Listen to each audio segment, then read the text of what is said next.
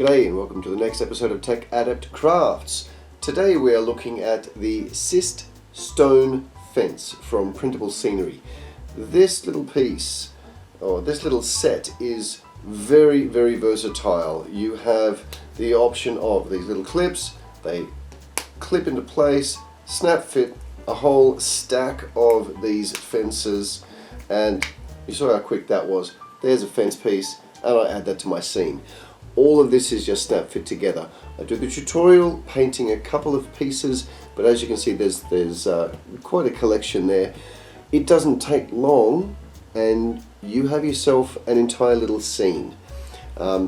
Just here we've got the trees that I've done in other videos, the fences for this video, some more trees from Printable Scenery, and one of my own design laser cut buildings which is fully playable inside. And then you just have a couple of guards that just happen to be wandering the streets. Shout out to Lost Dragon, who noticed that the goblins were playing amongst the mushrooms in the last video. Thank you for that. And also to Ailish and Joel, we will be getting to a 40k video. There's a couple of those, as I said, in the pipeline. This video, we're looking at these little fence pieces and doing a painting tutorial as to how to do them. It's fairly quick and simple, and hopefully you will be able to replicate it easily at home yourself. If you have any comments, leave them down the bottom. Make sure you hit like and subscribe, and I'll see you at the end of the video. Cheers. Here are the pieces straight off the printer. You can see they are very easy to clip together, but we have a fence piece here that we need to attach. The offcut at the beginning of a roll of filament that still has the sticky tags on it is a great piece to use for here, and it just glues into place, holding that fence so you can still use it. A little bit of super glue, just put a dab, and that's all you need.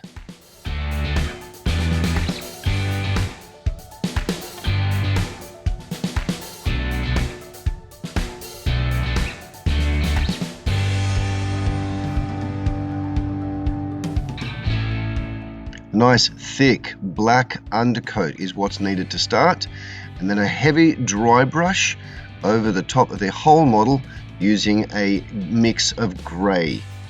I just use standard craft paints, white and black, mixed together into a large bottle, and that gives me a standard grey that I use for all my models.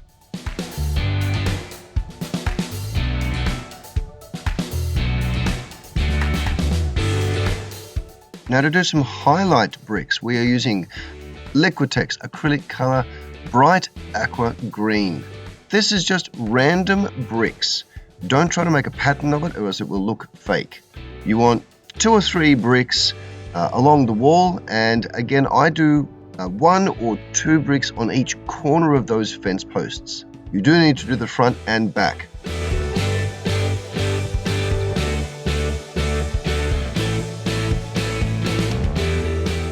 Next we do another layer color, Taubmans Endure Interior Wall Seasoned Acorn. And again we go through picking out 2 or 3 bricks and do the same process as what you did with the green.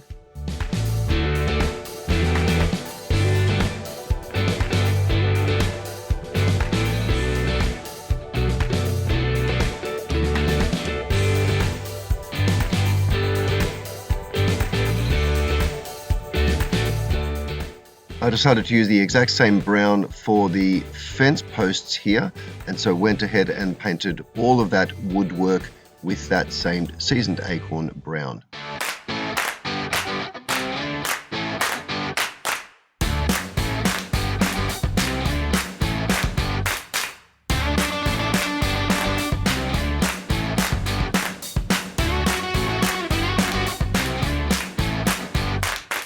Once that is dry, the first dry brush layer, a light grey. This goes over everything, including the wood. This helps to tie all of those colours in together. Once you've finished that light grey, we do another dry brush with a little bit of white. It is a very light dry brush, but you'll see that in just a second.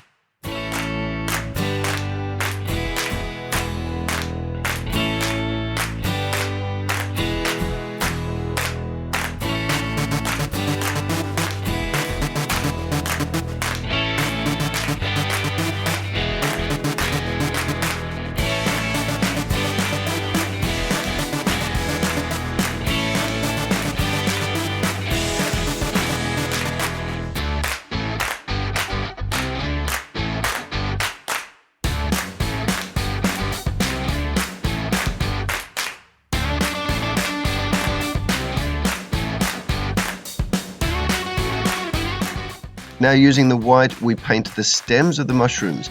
I'm choosing a different technique of painting these mushrooms to what I did for the Goblin Grotto mushrooms, just to differentiate between overground, underground. I think that'll be better. So the tops of the mushrooms are going a marine blue from Leni, all over, and just going over the lip of those mushrooms. And then we work up a highlight using a little bit of white added into that marine blue and just come it into concentric circles into the middle, working the lightest point into the middle of the mushroom. You will find if you do this while the mushrooms are wet, it is far easier to blend those colors.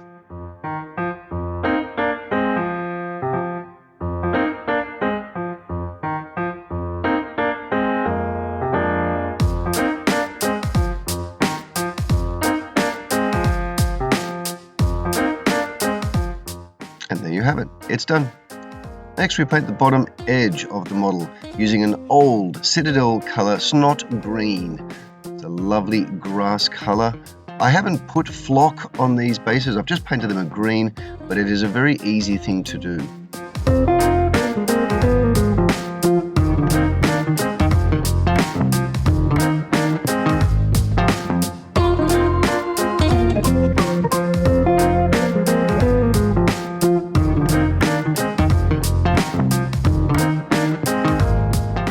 Paint the metal fence posts, we use gun metal from Game Color. And this is all of the ironwork on that gate.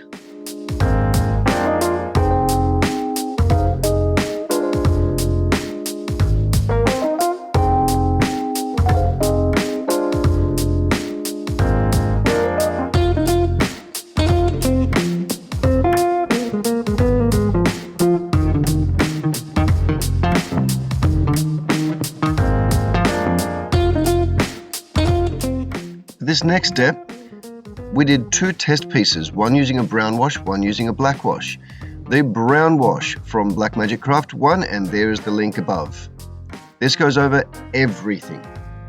You can see there are a few Towns Guard that I've just positioned behind that fence, so you can see how well that it matches up with figures.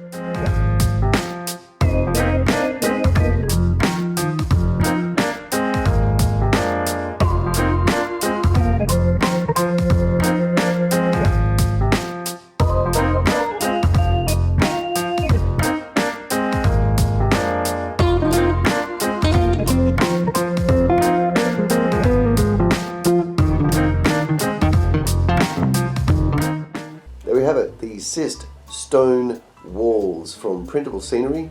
Hope that you enjoyed that video and hope that you learned how to paint some walls. This technique will also work on dungeon tiles, this will work on sewer walls, and gradually fade it through to a green. I might show you that one some other time. But anything that you're doing with stonework, this sort of technique can work for that. Obviously you can make it lighter, you could make it darker, you can use a black wash, you can have other colors added in there, and all of those things will give you greater variety of your stone. But this is fairly quick and simple, and it does give a really nice effect. Anyway, hope that you enjoyed the tutorial, and we'll see you in the next video. Cheers!